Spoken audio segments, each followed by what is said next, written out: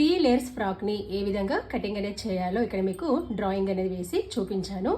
మీరు ఎవరైనా కొత్తగా నేర్చుకునే వాళ్ళైతే కనుక ఇలా నోట్స్ అయితే మెయింటైన్ చేయండి.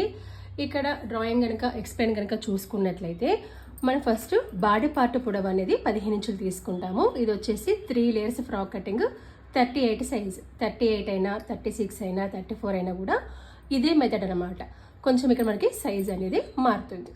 ఇక్కడ బాడీ పార్ట్ పొడవు 15 ఇంచులు తీసుకుంటే నెక్ షోల్డర్ 5.5 తీసుకున్నాము. నెక్ వెడల్పు 2.5, నెక్ డీప్ వచ్చేసి 6 ఇంచులు. ఇందులో షోల్డర్ భాగము 3 ఇంచులు, చంక భాగం వచ్చేసి 6 ఇంచులు అనమాట.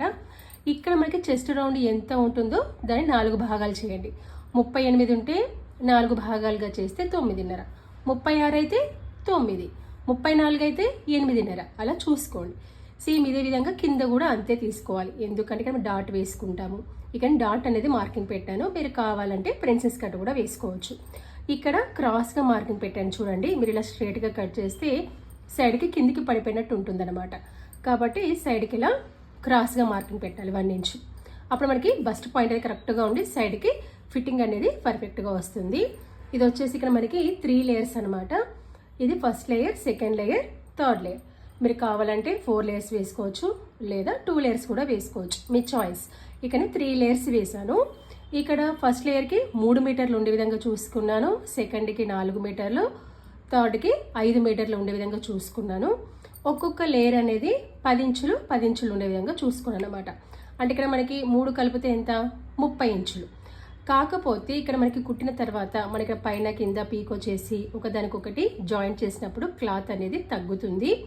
ఇది మనకి పూర్తిగా కుట్టిన తర్వాత ఈ 30 ఇంచులు అనేది 26 ఇంచులే వస్తుంది. ఎందుకంటే ఇక్కడ 1 ఇంచు తగ్గితే 9, 9, 9, 9 ముళ్ళ 27. మన బాడీ పార్ట్కి అటాచ్ చేసినప్పుడు 1 ఇంచు అనేది తేడా వస్తుంది ఒకదానికొకటి చేసుకున్నప్పుడు. కాబట్టి మన కింది పార్ట్ అనేది 26 ఇంచులు అనమాట.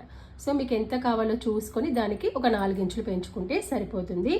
ఇక్కడ నేను టోటల్ క్లాత్ ఎంత తీసుకున్నానంటే మనకి మామూలుగా 4 మీటర్లు అనేది సరిపోతుంది. అయితే ఇక్కడ నేను స్లీవ్లెస్ అనేది కుడుతున్నాను. సేమ్ ఇదే ప్యాటర్న్లో, అంటే మనకి ఇచ్చిన కస్టమర్ స్లీవ్లెస్ అన్నారు అనమాట.